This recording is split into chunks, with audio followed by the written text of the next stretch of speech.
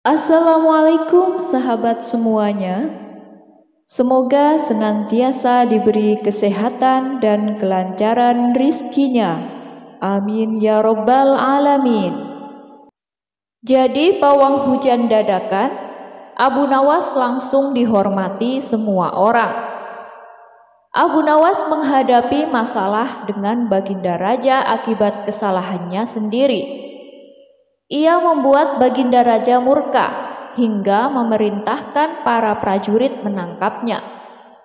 Ketika berada di rumah, Abu Nawas menyampaikan kepada sang istri bahwa dirinya hendak pergi dari kampung halaman dalam beberapa waktu. Kemudian, istrinya khawatir dan menanyakan apa yang sedang terjadi. Abu Nawas menjawab jika dia telah membuat kesalahan yang membuat Baginda Raja murka. "Aku yakin tidak lama lagi pasukan datang untuk menangkapku," ujar Abu Nawas kepada istrinya. Kemudian Abu Nawas segera bergegas meninggalkan rumah. Ternyata dugaan Abu Nawas benar. Selepas kepergiannya, beberapa prajurit istana menggeledah rumah Abu Nawas. "Di mana Abu Nawas?" tanya salah satu prajurit kepada istri Abu Nawas. "Ia sudah pergi meninggalkan kampung ini," jawab istri Abu Nawas dengan nada suara ketakutan. Dikarenakan tidak berhasil menangkap Abu Nawas, para prajurit kembali ke istana dan melaporkannya kepada Baginda Raja. Sang raja pun marah mengetahuinya. Sementara Abu Nawas pindah dari kampung ke kampung. Akhirnya dia sampai di sebuah kampung yang sedang dilanda kekeringan.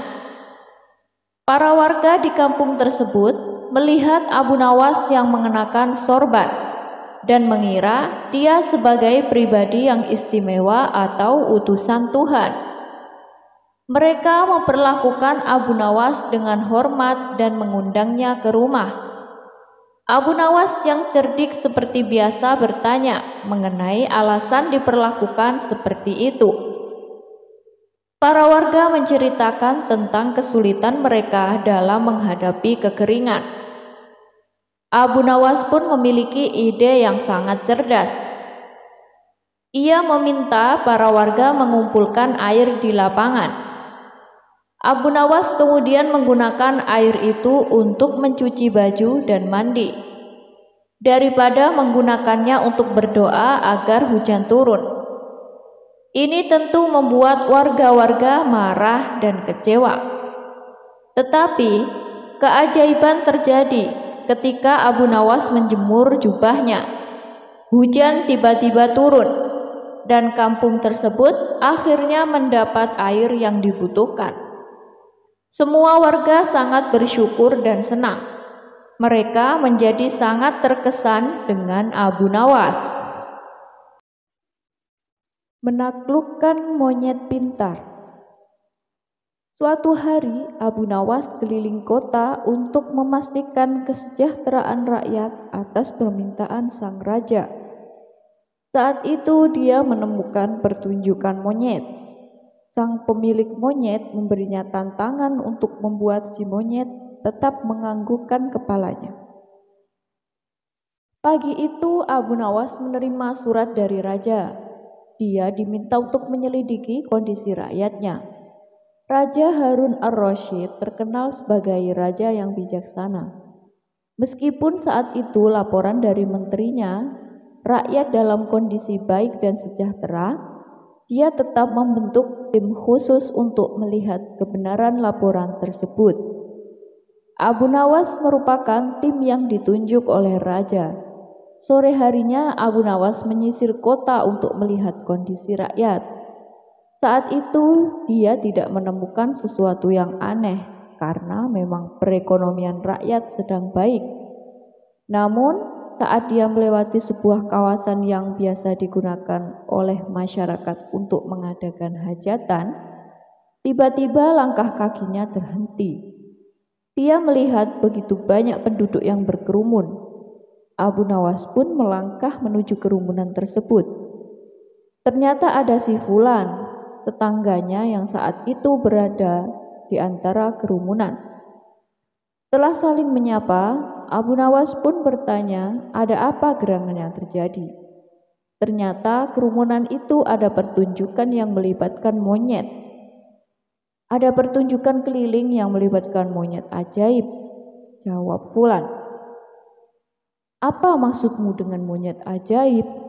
Tanya Abu Nawas. Monyet tersebut bisa mengerti bahasa manusia dan yang lebih menakjubkan lagi, monyet itu hanya mau tunduk kepada pemiliknya saja. Jelas teman Abu Nawas itu. Jawaban pria itu membuat Abu Nawas semakin tertarik dan penasaran. Ia langsung pamit pada temannya itu untuk melihat pertunjukan monyet. Ketika Abu Nawas sudah berada di tengah kerumunan para penonton, sang pemilik monyet dengan bangga menawarkan hadiah yang cukup besar. Barang siapa yang sanggup membuat monyet itu mengangguk-angguk, maka dia berhak membawa pulang uang tersebut. Sebaliknya, jika tidak bisa, maka harus memberi uang kepada pemilik monyet. Tak heran bila banyak di antara penonton mencoba satu persatu. Mereka berusaha dengan berbagai cara untuk membuat monyet itu mengangguk-angguk. Namun, hasilnya adalah sia-sia belaka. Lihat kegigihan si monyet tersebut, Abu Nawas semakin penasaran. Akhirnya Abu Nawas maju ke depan untuk mencobanya. Setelah berhadapan dengan monyet itu, Abu Nawas bertanya, "Tahukah engkau siapa aku?" Si monyet menggeleng-gelengkan kepala. "Apakah engkau tidak takut kepadaku?" Tanya Abu Nawas. Si monyet menggelengkan kepalanya. Abu Nawas berhasil. "Apakah engkau takut kepada tuanmu?" Tanya Abu Nawas memancing dan si monyet mulai ragu. "Bila engkau tetap diam, maka akan aku laporkan kepada tuanmu," ancam Abu Nawas kepada monyet. Seketika itu juga si monyet yang pada dasarnya hanya takut kepada tuannya, secara spontan saja mengangguk-anggukkan kepala. Sontak saja para penonton bersorak karena ada orang yang mampu membuat si monyet mengangguk-anggukkan kepala. Karena keberhasilan Abu Nawas tersebut, maka ia telah mendapatkan hadiah berupa uang yang lumayan banyak. Di lain pihak, si pemilik monyet bukan main marahnya. Pemilik monyet pun memukuli monyetnya dengan sebatang kayu karena malu terhadap pertunjukan itu.